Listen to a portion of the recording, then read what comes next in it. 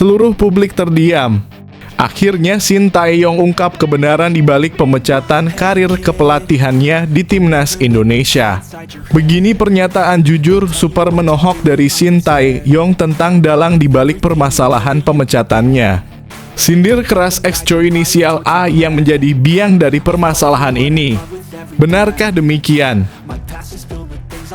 Shin Tae-yong beri saran hebat untuk Patrick Kluivert yang bisa bikin Timnas Indonesia lolos ke Piala Dunia 2026.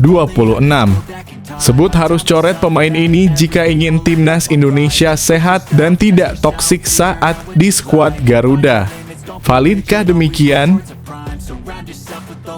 Begini kata-kata mengejutkan dari Nova Arianto usai tahu kebenaran di balik pemecatan Shin Tae-yong di Timnas Indonesia.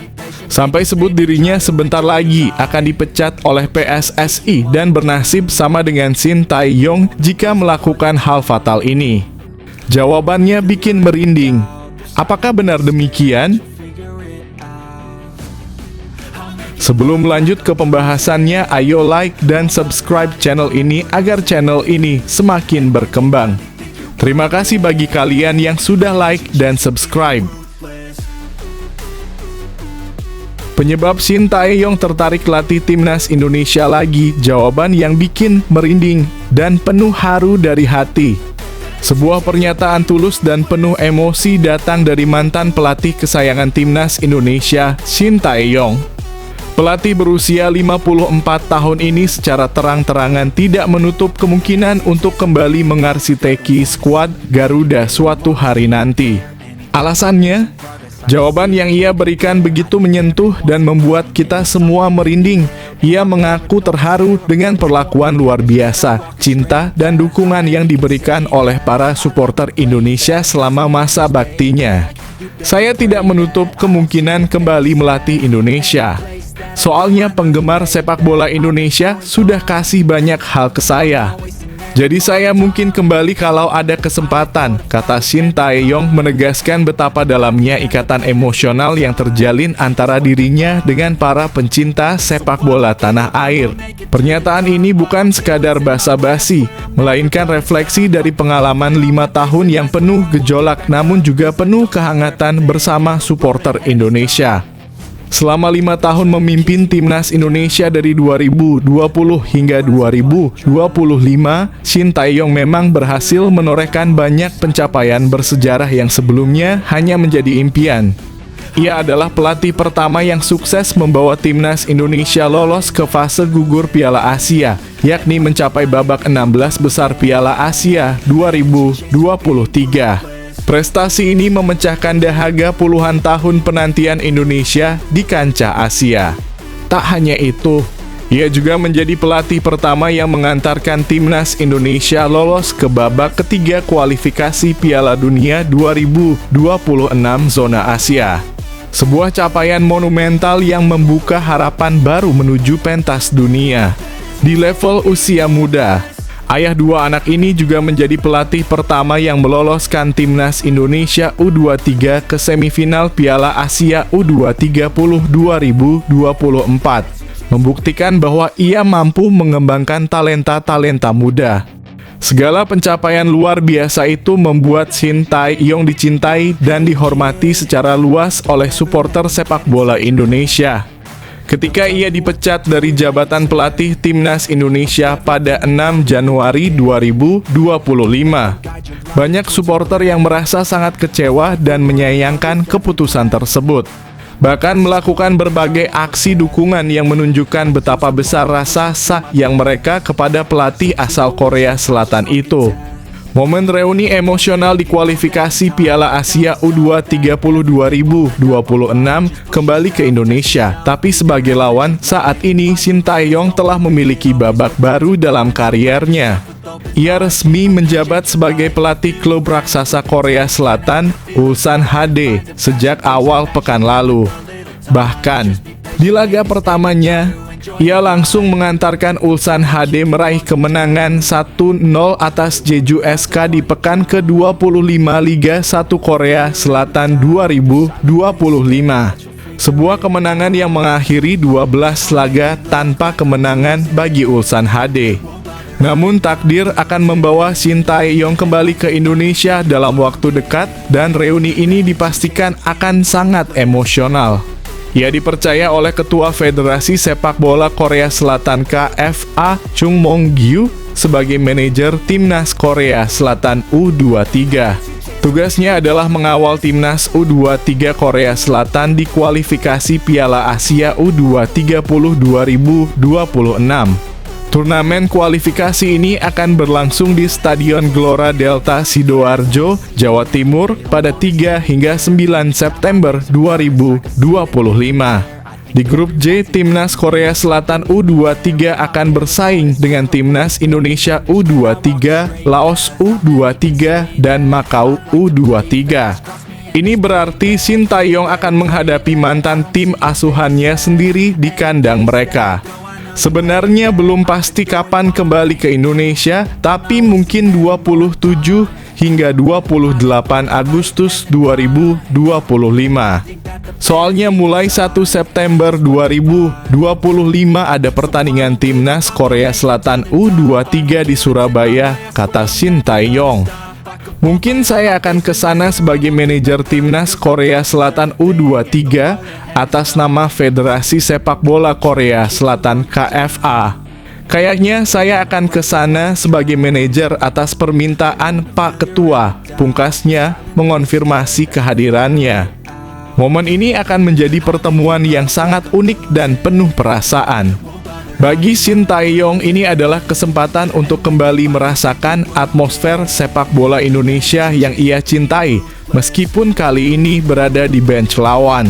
Bagi para supporter Indonesia, ini akan menjadi kesempatan untuk kembali melihat sosok yang telah memberikan banyak kebahagiaan, sekaligus mendukung Timnas Indonesia U23 untuk mengalahkan tim yang kini dibela sang mantan pelatih. Bagaimana pendapat kalian tentang pernyataan Shin Tae-yong yang membuka pintu untuk kembali melatih Timnas Indonesia di masa depan? Apakah kalian berharap ia akan kembali suatu saat nanti mengingat ikatan kuat yang sudah terjalin? Dan bagaimana perasaan kalian saat membayangkan Shin Tae-yong kembali ke Indonesia, tetapi sebagai manajer tim lawan di Sidoarjo? Yuk sampaikan komentar kalian di bawah ini dan diskusikan momen reuni yang akan segera terjadi.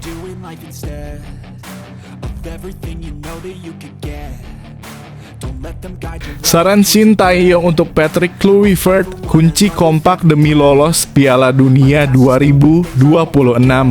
Mantan pelatih kesayangan Timnas Indonesia, Shin Tae-yong baru-baru ini memberikan pandangannya terkait skuad Garuda di bawah asuhan Patrick Kluivert.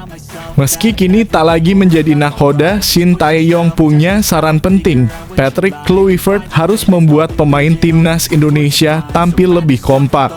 Pertanyaan besarnya, apakah saran ini akan diserap oleh Kluivert dan berujung pada lolosnya Timnas Indonesia ke Piala Dunia 2026? Shin Tae-yong menegaskan posisinya sebagai mantan pelatih yang menghormati suksesornya. Patrick Kluivert merupakan pelatih Timnas Indonesia setelah saya. Jadi tidak elok jika saya memberikan penilaian atau kritik, kata Shin Tae-yong menunjukkan profesionalismenya. Namun, ia tak sungkan memberikan observasinya. Ia harus membuat para pemain lebih kompak. Semua lawan punya kualitas lebih baik dari Timnas Indonesia.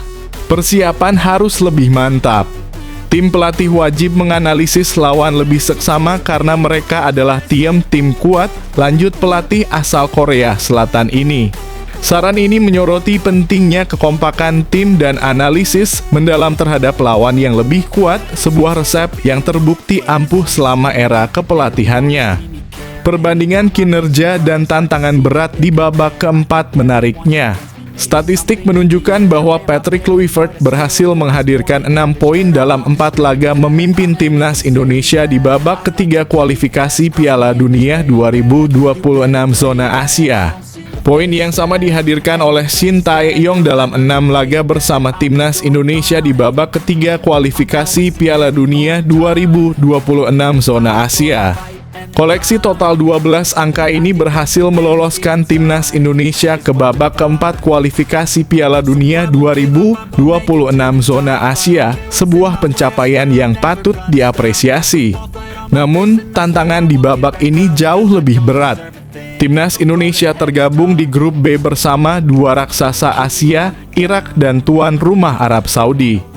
Sesuai jadwal, Timnas Indonesia akan menantang Arab Saudi di Jeddah pada Kamis, 9 Oktober 2025 pukul 00.15 waktu Indonesia Barat. 3 hari kemudian, pada Minggu 12 Oktober 2025 pukul 02.30 waktu Indonesia Barat, Timnas Indonesia akan menjamu Irak. Regulasi babak ini sangat ketat, hanya juara grup yang lolos otomatis ke Piala Dunia 2026. Jika finish sebagai runner-up, skuad Garuda akan menghadapi runner-up grup A dalam babak playoff Asia yang berlangsung kandang tandang. Tim pemenang playoff ini kemudian akan melanjutkan perjuangan ke playoff antar konfederasi.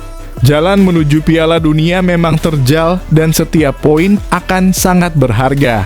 Persiapan matang dan amunisi tambahan sebelum terjun ke babak keempat kualifikasi Piala Dunia 2026 zona Asia, Timnas Indonesia akan menjalani 2 laga uji coba krusial.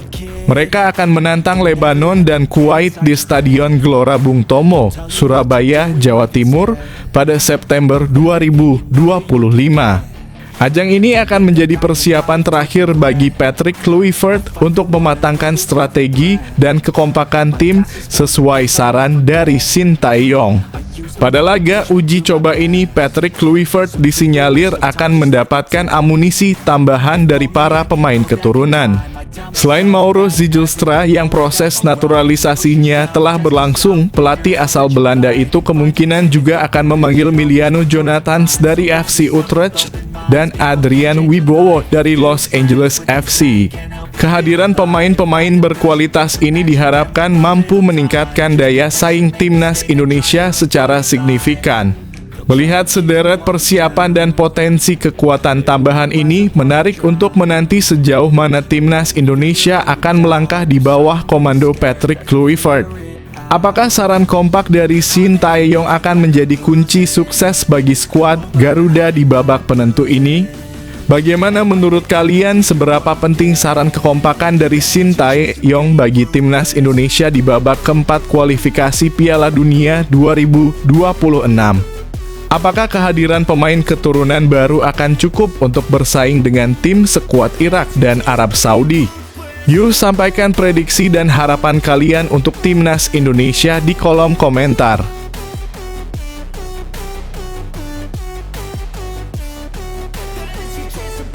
Timnas Indonesia U17 versus Uzbekistan U17 di Piala Kemerdekaan 2025.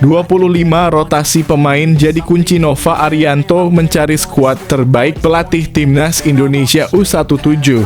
Nova Arianto mengisyaratkan akan melakukan rotasi pemain besar-besaran saat menghadapi Timnas Uzbekistan U17 di matchday kedua Piala Kemerdekaan 2025.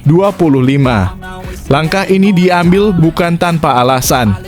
Nova bertekad memberikan menit bermain kepada seluruh pemainnya dan melihat sejauh mana perkembangan mereka selama pemusatan latihan TC dengan target utama menemukan skuad terbaik untuk Piala Dunia U17 2025.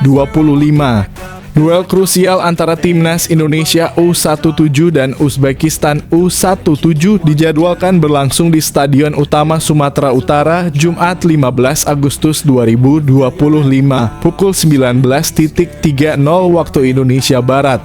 Menjelang pertandingan, Nova Arianto memastikan bahwa seluruh pemainnya dalam kondisi bugar dan siap untuk tampil. Ia menegaskan bahwa setiap pemain memiliki kesempatan yang sama untuk membuktikan diri. Puji Tuhan, semua pemain dalam kondisi baik dan siap untuk tampil besok. Kami akan lihat siapa yang siap diturunkan dan semoga hasilnya bisa maksimal, ujar Nova. Ia menambahkan bahwa hampir separuh dari komposisi timnya akan dirotasi, sebuah langkah yang menunjukkan betapa seriusnya ia dalam mengevaluasi setiap talenta yang ada. Piala Kemerdekaan sebagai panggung pembuktian diri. Nova Arianto menjelaskan bahwa Piala Kemerdekaan 2025 adalah ajang yang sangat penting.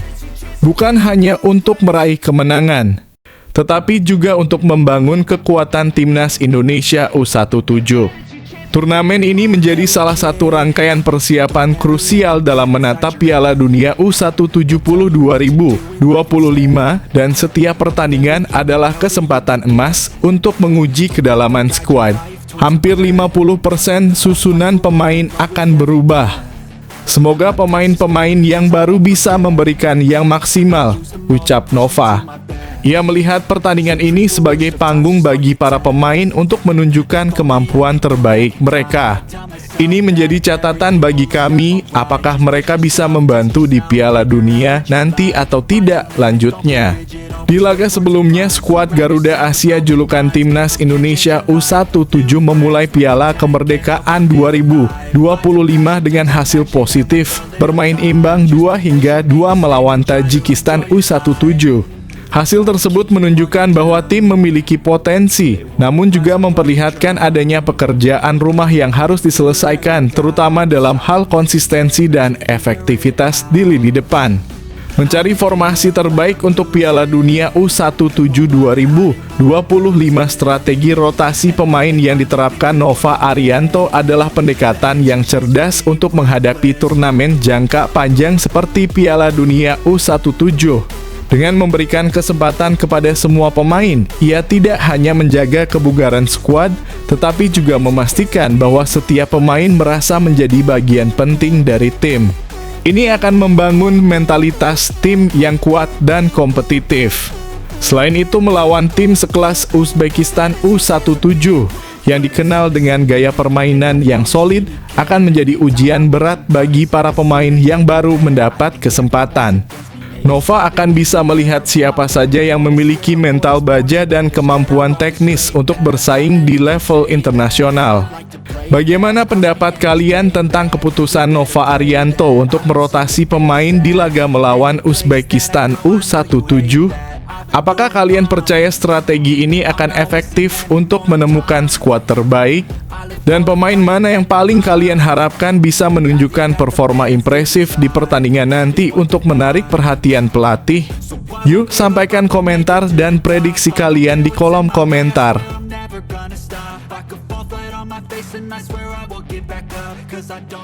Patrick Kluivert pasti bahagia. Kevin Dix dipercaya jadi dewan tim di Borussia Mönchengladbach.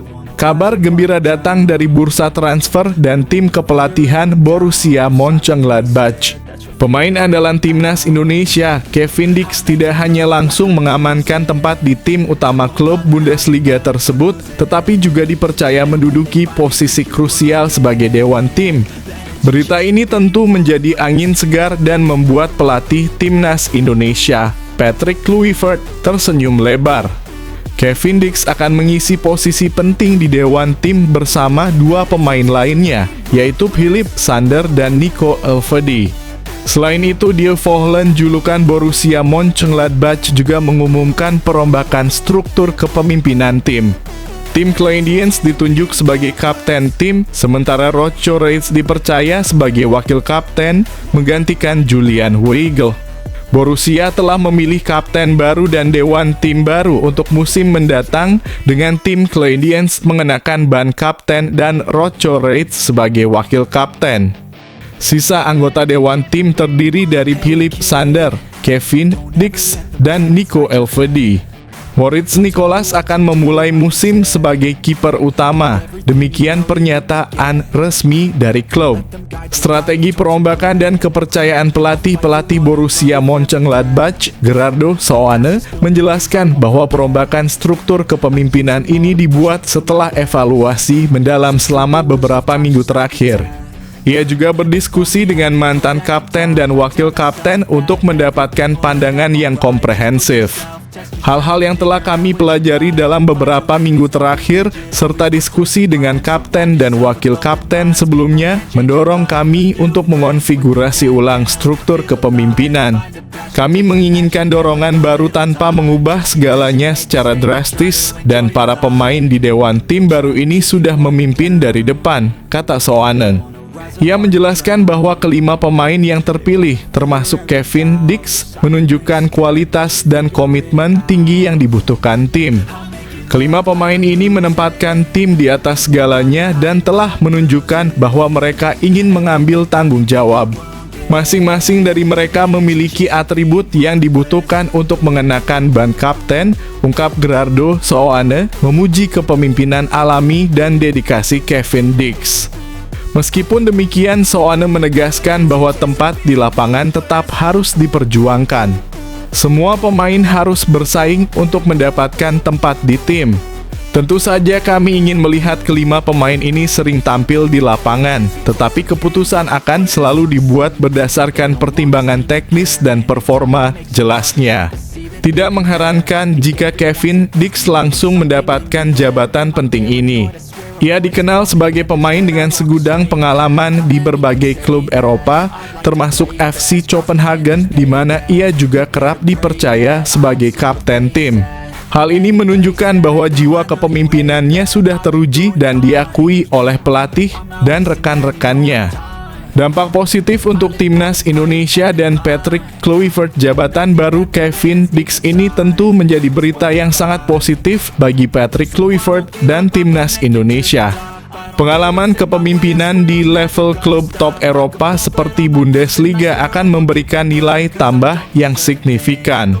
Kevin Dix tidak hanya membawa kemampuan teknis dan pengalaman bermain, tetapi juga mentalitas seorang pemimpin yang teruji di lingkungan kompetitif. Dengan posisi barunya, Kevin Dix dapat menjadi jembatan antara pelatih dan pemain, membantu membangun kekompakan tim, dan menularkan mentalitas juara kepada rekan-rekannya di timnas Indonesia. Pengalaman ini akan sangat berharga, terutama saat timnas Indonesia menghadapi tantangan berat di babak keempat kualifikasi Piala Dunia 2026 zona Asia. Bagaimana menurut kalian, seberapa besar dampak jabatan baru Kevin Dix ini terhadap performanya di klub dan, yang lebih penting, bagi timnas Indonesia? Apakah pengalaman kepemimpinannya di Jerman akan memberikan nilai tambah bagi skuad Garuda di bawah asuhan Patrick Kluivert? Yuk, sampaikan pendapat dan harapan kalian di kolom komentar.